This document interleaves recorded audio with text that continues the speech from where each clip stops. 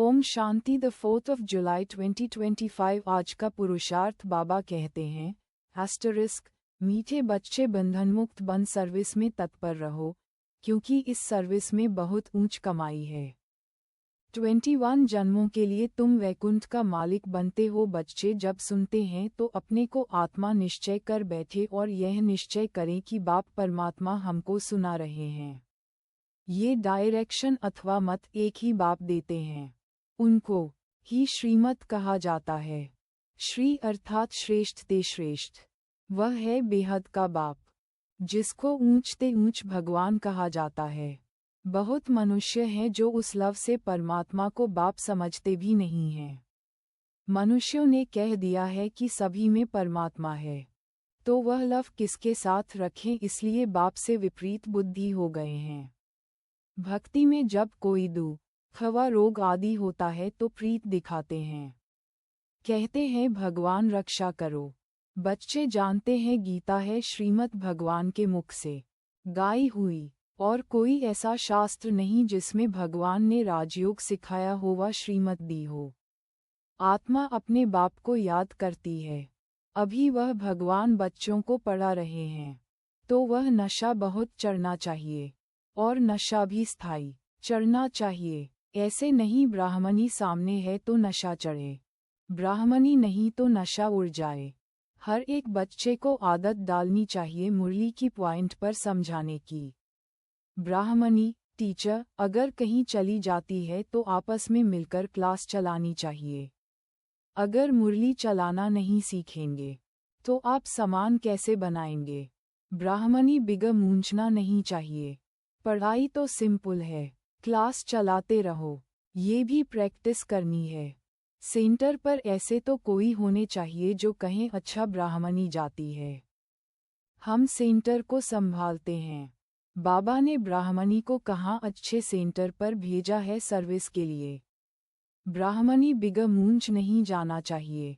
ब्राह्मणी जैसे नहीं बनेंगे तो दूसरों को आप समान कैसे बनाएंगे? बच्चों को खुशी होनी चाहिए, हम गद्दी पर बैठ समझाएं। प्रैक्टिस करने से सर्विसेबल बन सकते हैं।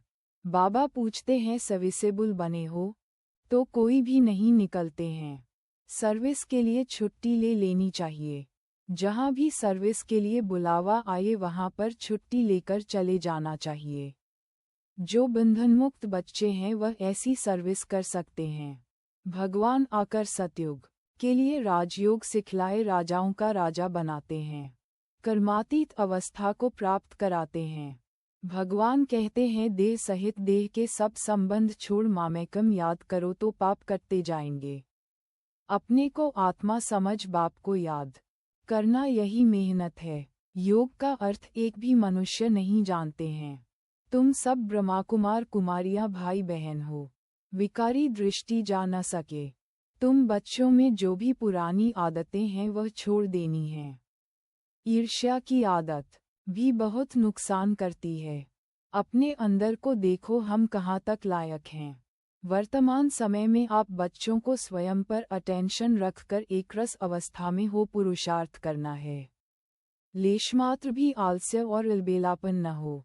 दिन में जब भी जितना भी समय हो बाप के संग बैठ जाना है और महसूस करना है कि मैं आत्मा पावरफुल लाइट के नीचे हूँ और मुझसे चारों तरफ लाइट ही लाइट फैल रही है।